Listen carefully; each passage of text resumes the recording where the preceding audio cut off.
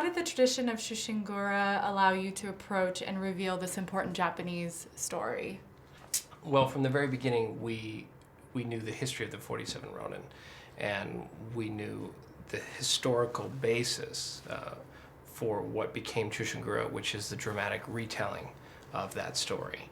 And really, Chushingura gave us the creative license to make that story our own and dramatize it in a way that hadn't been seen before.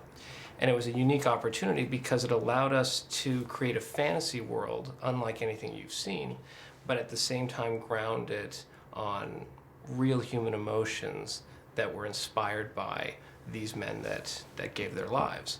Notions of loyalty, honor, revenge, perseverance, all of these human emotions, these core principles, were things that we could build a fantasy world on. And not only could we build a Anglo-Saxon fantasy world, but what we did is we decided to build a Japanese fantasy world. And as a Westerner, I had been exposed to Miyazaki, fantasy anime, but I had never been exposed to a Japanese fantasy world that was done photorealistically on film. So for the first time, as a viewer, I was able to imagine and see a world of Onis and Tengu warriors and Kitsune witches. These were characters I was not versed in before and were brought to life through our research. Right. And how important was it for you, as you're explaining, like to kind of instill and stay true to the authenticity of the story and the spirit while you were filming? I think from the very beginning, we stayed true to, as you said, the core ideology of the 47 Ronin and of these men and what they sacrificed. But we also tried to stay true to Japanese aesthetic and design. Now, we made that design our own, but we did the due diligence to investigate the culture, the arts, the design language, and tweak it, see it through a Western point of view, see it through a Western lens and make it our own. So it's not just us parroting what we believe to be a Japanese design, but really paying an homage, riffing, playing jazz on a Japanese design. And hopefully the Japanese audiences will notice our inspiration and points of inspiration, and for Western audiences, they'll just be taken to a place they've never been to before. Just like you were too. So what elements helped inspire your vision and sort of visual style for this film? Because you're creating a world, like you said, that we haven't really seen before. I think we've seen a lot of fantasy in films in the West. And when we decided to go down this road of making a fantasy epic adventure, we started to look at source material, whether it was Hokusai, Hiroshige, or as I said, as contemporary as Miyazaki. But we were able to go back and look at all the mythological and folkloric creatures and characters over hundreds, if not thousands of years, to bring something to life that was new. And in terms of like the epic action in this film, and how did you really want it to feel in 3D format? I mean, there's so many different characters and costumes. From the very beginning, we knew that we were going to shoot the film in 3D, that it was going to be a stereoscopic shoot. It was not going to be a conversion. And we began to do our due diligence in terms of figuring out process. And while the scope of the film is something that we have become accustomed to seeing as full CGI, the process of shooting stereo lent itself better to constructing gigantic sets and doing it for real so that you could touch it. And what we did is we built a foundation where we created real sets, we had real costumes, real actors, and a real world that, even though it was shot in London and Budapest, when you stepped onto those castles, it felt like you were transported into Japan.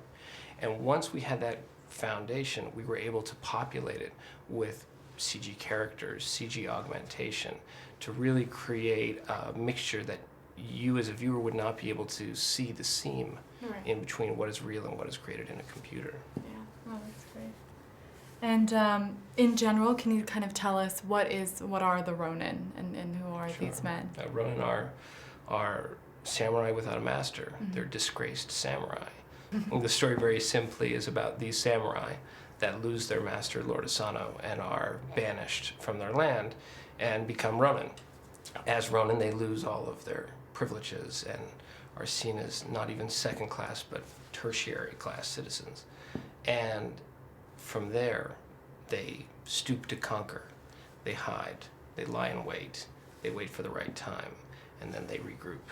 And after 2 years, they come back and they seek revenge, and they get it, and they pay the ultimate price for it. And what does Keanu Reeves bring to the role of Kai as one of the instrumental One of the things that we talked about was Keanu has a quiet power to him. He's a very stoic figure, and he reminds me, especially in this film, kind of a new era of Keanu, which is the Clint Eastwood Keanu. Sort of a little bit more gruff. He's got the beard. He's a little bit more swarthy. Yeah, he's wise, swarthy, powerful, quiet, but you don't want to screw with him. And at any moment, boom, boom, boom, he'll be on top of you. So I liked that. I liked that. That's what Keanu is bringing in real life to it, that quiet power that he always has.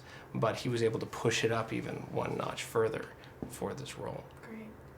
And please tell us a little bit about the extraordinary Japanese characters and working with all of that, of their talent. The performers. Yeah. I think for Western audiences, there are a lot of characters, or rather, for Western audiences, there are a lot of actors and performers that we've seen in a movie here and there, and then there's other performers that we've never seen before.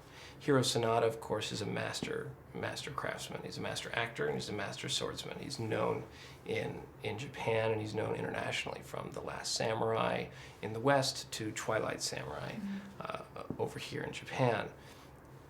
He was a staple. Rinko Kikuchi we know of through Babel, of course, through Pacific Rim. And Tadanobu Asano we know, of course, from, he's been in Western films like Thor, but at the same time, he's been in cult Japanese classics like Ichi the Killer. So for me as a filmmaker, it was equivalent of making an Eastern version of Ocean's 11. I got to cherry pick the best of the best of the best. And Min Tanaka plays Lord Asano. He's a performance artist, a dancer, somebody who's a big name and presence in the art world over here. To be able to bring that to a Hollywood blockbuster is also a step in a new direction. We have new talent as well. Jin Akanishi, Ko Shibazaki, two big stars here in Japan, but at the same time, they've yet to branch out outside of Japan into the West, into Europe and America. And we think this is going to be their opportunity to do so. That's wonderful. Well, thank you so